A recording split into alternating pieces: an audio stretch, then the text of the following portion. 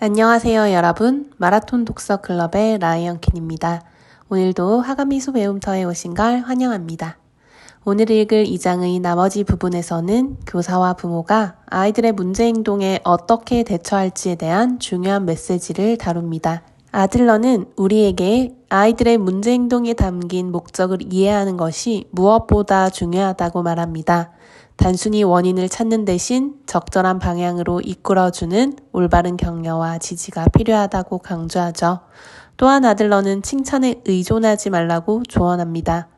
외부의 칭찬에 의존하는 아이는 스스로의 힘으로 성장하기보다는 타인의 인정에 묶이기 쉽기 때문입니다. 아이가 문제 행동을 하는 근본적인 원인은 용기가 부족하기 때문이라고 합니다. 이것이 바로 이번 장의 제목이기도 한 평범해질 용기인데요. 평범할 수 있는 용기를 주는 것이 바로 존재에 대한 고마움입니다. 아들러의 이러한 철학은 고마워 교실가의 철학과 일맥상통합니다. 고마워 교실 역시 아이들 존재에 대한 고마움에서부터 출발합니다. 그럼 오늘 이 시간을 통해 존재에 대한 고마움을 다시 한번 생각해보는 소중한 기회가 되기를 바랍니다. 편안하게 차 한 잔과 함께 이제 2장의 나머지 이야기로 들어가 보면 좋겠습니다. 1부 2장 평범해질 용기 반드시 특별해야만 할 필요는 없다. 2부 벌 주지 마라. 아들러는 아이를 벌 주거나 꾸짖지 말라고 당부한다. 아이에게 수치심을 안겨주거나 아이의 체면을 구겨버려서는 아이의 행동을 개선할 수 없다. 벌 주는 것, 설교하는 것, 이런 것으로는 아무것도 얻을 수 없다고 단언했다. 앞에서 살펴본 바와 같다. 아이가 문제 행동을 하는 목적이 바뀌지 않는 한 꾸지람을 듣거나 벌을 받아도 아이는 계속 그렇게 행동한다. 그러면 부모나 선생님의 관심에서 멀어지지 않을 것이라는 생각이 있는 한 말이다. 전국 초등학교 피구 대회의 예선부터 결승까지 아이들의 모습을 담은 방송 프로그램이 있었다. 방송 중에 이런 장면이 있었다. 팀 내에서 가장 잘하는 선수가 발에 부상을 입었는데 그럼에도 연습에 참가하기 위해 연습장에 나타났다. 그러자 코치가 이렇게 다그쳤다. 너 뭐하러 왔어? 너는 대체 뭐하는 놈이야? 그 말에 리포터가 놀라서 나중에 이렇게 물었다. 선생님, 왜 그런 말씀을 하셨어요? 코치는 대답했다. 나도 그러고 싶지 않았지만 더 분발해 주길 바라는 마음에 어쩔 수 없었습니다. 그러나 피구대회에서 우승한 곳은 코치가 엄하게 학생들을 지도한 팀이 아니었다. 나중에 우승한 팀을 취재한 리포터는 깜짝 놀랐다. 아이들이 연습하는 체육관에는 감독도 코치도 없었기 때문이다. 교내를 샅샅이 뒤져 코치를 찾았지만 그는 밭일을 하고 있었다. 놀란 리포터는 물었다. 괜찮으세요? 이런 곳에 계셔서도요? 벌 주거나 모욕을 주면 아이들이 분발할 것이라 생각하는 사람이 많지만 아이에게 용기가 부족한 상태라면 그저 아이들을 주눅들게 만들 따름이라고 아들러는 말한다. 벌을 주거나 꾸짖거나 비판하면 무엇보다도 서로의 관계가 나빠진다. 상대와의 관계가 멀어진 상태에서 필요한 경우에만 상대의 행동을 개선하도록 요구할 수는 없다. 또한 벌을 주고 얻는 효과는 일시적이다. 그래서 혼내는 사람이 없으면 다시 부적절한 행동을 한다. 설사 부적절한 행동은 하지 않더라도 적극적으로 마음을 바꿔 올바른 행동으로 나아가는 것을 기대할 수 없게 된다. 과연 벌로서 아이가 적절한 신념을 키울 수 있도록 돕는 게 가능할까? 불가능하다. 벌을 받는 아이는 자신에게 능력이 없다고 생각한다. 또 학교나 가정에서 자신이 있을 곳은 없다고 생각한다. 더 나아가면 극단적으로 사람들은 자신의 친구가 아니라 자신의 적이라고 느끼게 된다. 사실 자신이 있을 곳이 있다는 안도감은 그 어떤 것보다 우리 인간이 기본적으로 갈구하는 것이다. 벌을 받거나 꾸중을 듣는 아이는 극단적인 경우 이 세상 어디에도 자신이 있을 곳은 없다고까지 생각하게 된다.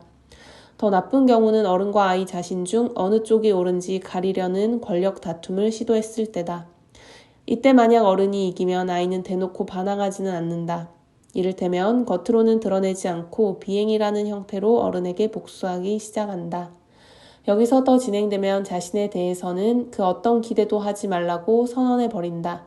그럴 때 부모나 선생님 같은 어른은 그 아이를 생각하기만 해도 절망적인 기분이 되어버린다. 권력 다툼 단계까지는 부모나 선생님과 아이가 서로 충분히 문제를 해결할 여지가 있다. 하지만 그 단계를 넘어서면 문제가 어려워진다. 그런 경우에는 이해관계가 전혀 없는 제3자가 개입해야지만 해결될 수 있다. 적절한 행동에 주목하되 칭찬하지 마라. 부적절한 행동의 목적이 주목을 끌기 위한 것이라면 그것에 대하여 어떤 행태로든 주목한다면 그 행동은 지속된다. 그래서 부적절한 행동에는 일절 주목해서는 안 된다. 그러나 그것만으로 사태가 변하지는 않는다. 오히려 이전보다 더 나빠지기도 한다. 왜냐하면 이제까지 비록 꾸지람을 들어도 주목을 받을 수 있었지만 이제 그마저도 없기 때문이다. 어떻게 하는 것이 현명할까? 방법은 이렇다. 부적절한 행동을 주목하는 대신 적절한 행동에 주목해야 한다. 그러면 차츰 부적절한 행동은 줄어든다. 적절한 행동을 하고 그로 인해 주목을 받았는데 굳이 부적절한 행동을 하면서까지 주목받을 필요는 없기 때문이다. 그러나 적절한 행동에 주목하는 것이 칭찬이 되어서는 안 된다. 벌 주거나 꾸짖는 것이 아니라 적절한 행동에 주목한다고 하면 많은 사람들이 칭찬을 생각한다. 그러나 칭찬은 좋은 방법이 아니다. 당신이 저녁 식사를 준비하고 있다고 가정해보자.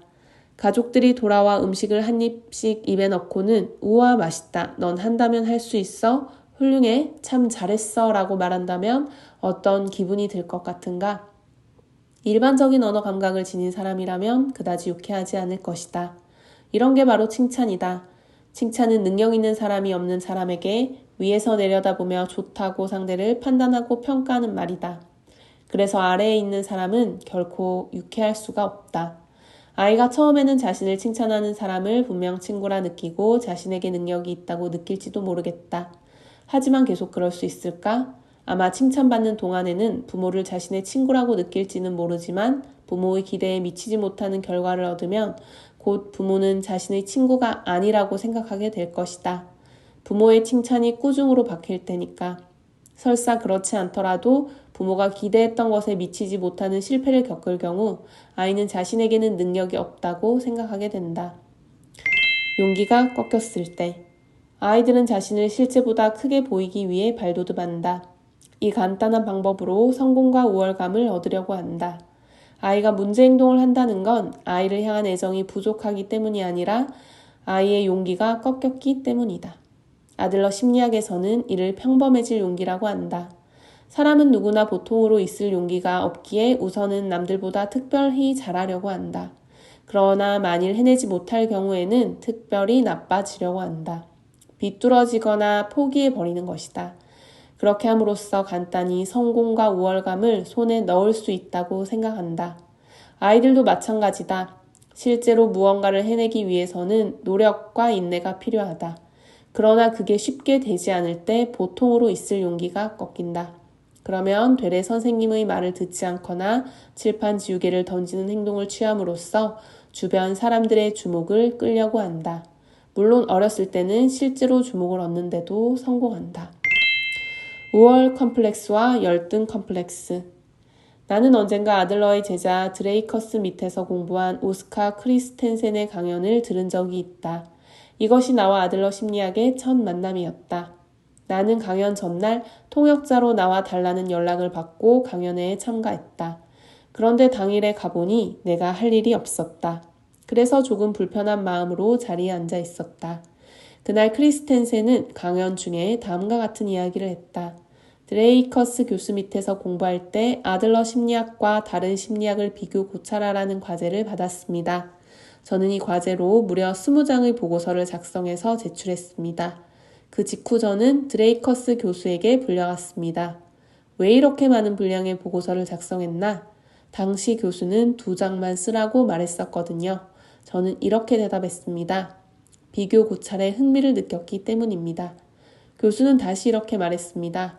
아니 그건 아니지. 자네는 그저 내게 깊은 인상을 안겨주려고 했을 뿐이야. 그러나 자네는 지금 그대로 충분히 좋으니 이런 일은 하지 않아도 되네. 그때까지 저는 늘 남과는 다르게 행동하려고 했지요. 그런데 이 일이 있은 후 비로소 그런 행동을 멈추고 막내처럼 사람들에게 의지하며 살아가겠다고 다짐했습니다.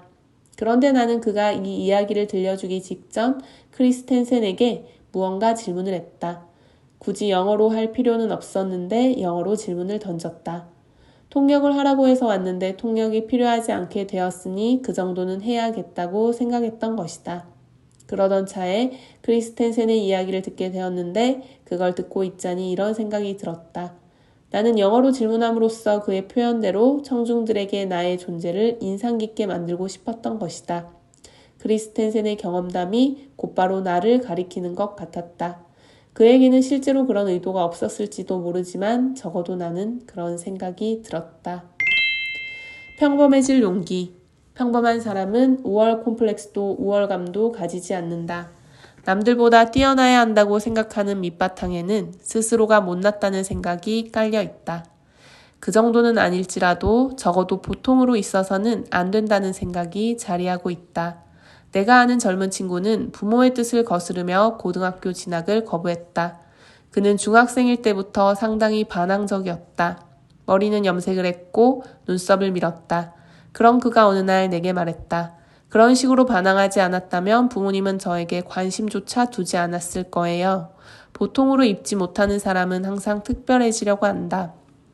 자신은 특별하고 우수해야만 하고 그렇지 않다면 특별히 나쁘기라도 해야 한다고 생각하는 것이다. 나는 공부로 우수해지려고 했다. 다른 것에는 자신이 없지만 공부라면 절대 지지 않겠다고 생각했다. 내가 공부를 열심히 한 동기는 이렇듯 불순했다. 배우는 기쁨이라는 것도 있다고들 하는데 내 경우에는 이처럼 지는 게 싫어서 공부했기에 공부는 고통으로 기억된다.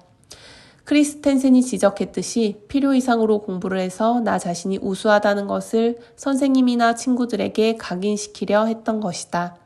아들러는 문제 행동을 하는 어느 소년을 예로 든 적이 있다. 그 소년의 아버지는 아들의 못된 행동을 견디다 못해 그를 기숙학교에 보내고 싶어 했다. 그런데 그 소년이 그때 병에 걸려 1년 내내 침대에 누워 지내게 됐다. 당연히 소년의 부모는 걱정이 이만저만이 아니었다. 소년은 그때까지 자신을 소중히 생각해주지 않고 귀찮아한다고 생각했던 부모가 자신을 매우 걱정한다는 것을 알게 됐다. 자신은 사랑받고 있다는 것을 깨달은 소년은 태어나여 복학한 뒤에는 완전히 달라진 모습이 되었다. 그 소년은 평범해질 용기를 갖게 된 것이다. 내가 아는 젊은 친구는 중학생 시절 부모에게 몹시 반항하며 지냈다. 그 젊은 친구는 졸업한 뒤에 정원사로 취직하게 됐다. 그런데 정원을 관리하러 간 어느 집 주인이 그를 보더니 물었다. 전에 몇 살이지? 16살입니다. 그런데 자네 정말 좋은 얼굴을 하고 있군. 그 사람의 말을 듣고서 그는 비로소 특별해야 한다는 컴플렉스에서 해방될 수 있었다고 한다. 그 역시 평범할 수 있는 용기를 얻은 것이다. 고맙다는 말의 힘. 그렇다면 어떻게 주눅이 든 아이에게 용기를 불어넣을 수 있는지를 생각해야 한다. 이미 살펴본 바와 같이 벌주거나 꾸짖는 것 또는 칭찬하는 것은 바람직하지 못하다. 아이에게 자신은 능력이 없다거나 혼낸 사람은 나의 친구가 아니라거나 하는 부정적인 신념을 심어주기 때문이다. 역경은 극복할 수 없는 장애가 아니라 맞서서 정복해야 할 과제다. 역경을 넘어서기 위해서는 분명 인내와 지속적인 노력도 필요하다. 하지만 가장 중요한 것은 아이가 자신에게 과제를 달성한 능력이 있다는 자신감을 갖도록 돕는 일이다. 그럴 때 아이는 용기를 가질 수 있다. 어떻게 하면 아이가 그런 생각을 가질 수 있도록 도울까? 어떻게 하면, 어떻게 말하면 용기를 줄까? 그것은 사람에 따라서 또 상황에 따라서 다르기 때문에 콕 집어 이것이 용기를 주는 말이라고 제시할 수 없다. 하지만 원칙은 다음과 같다. 칭찬하거나 평가하는 것이 아니라 기쁨을 공유하면 된다. 결국 나의 마음을 전하는 것이 상대에게 용기를 안겨준다. 당연하다는 생각에 자칫 놓치기 쉬운 행동에 대해서 고맙다거나 기쁘다 또는 힘이 되었다고 말하면 된다. 실제로 대다수 부모가 아이의 작은 행동을 보고도 그런 건 당연하다는 생각에 간과해버리기 일쑤다. 그런 행위에 대하여 고맙다 또는 기쁘다, 도움이 되었다고 말하는 것부터 시작해야 한다. 쑥스럽다는 이유로 쉽게 입이 떨어지지 않는 사람도 많을 것이다. 고맙다고 말하려고 하면 어색함에 얼굴이 굳어지는 사람도 있다. 그러나 그 같은 부끄러움부터 일단 극복해야 한다. 상대도 그 말을 듣고 한순간 머쓱해지겠지만 그래도 해야 한다. 그렇게 일상생활에서 용기를 안겨주는 말을 계속 쓰다 보면 머지않아 대부분의 아이들도 마찬가지로 자연스럽게 고맙다는 말을 하게 될 것이다. 오늘도 끝까지 함께 해주셔서 감사합니다. 이번 장을 읽으면서 교사로서 아이들의 문제 행동을 바라보았던 저의 시선에 대해 깊이 성찰할 수 있었어요. 때때로 저도 아이들의 행동을 지적하고 고치려는 데 급급했던 순간들이 떠오르더라고요. 하지만 아들러가 이야기하듯 아이들의 문제 행동은 지적과 교정의 대상이 아니라 그 행동에 담긴 목적을 이해하고 격려해야 하는 것임을 다시금 깨달았습니다. 앞으로는 평범함 속에서도 자신을 존중할 수 있는 용기, 즉 평범해질 용기를 아이들에게 선물할 수 있는 교사가 되고 싶습니다. 칭찬이 아닌 격려를 통해 아이들이 스스로 성장할 수 있도록 돕고 남들과 비교하지 않고 자기 자신을 있는 그대로 받아들이는 힘을 키워주는 교사가 되고 싶습니다. 여러분, 오늘은 아이들에게 존재 자체에 대한 고마움과 용기를 전해보는 시간을 가져볼까요? 함께 소리내어 따라 말하며 이 말을 기억해보면 좋을 것 같아요. 너는 있는 그대로 소중한 사람이야. 정말 고마워. 넌 혼자가 아니야. 언제나 네 옆에서 응원할게. 내가 오늘도 이 자리에 있어줘서 고마워. 그 자체로 큰 선물이야. 실수해도 괜찮아. 너는 그 자체로 특별하고 소중해. 너와 함께하는 이 순간이 나에게는 큰 기쁨이야.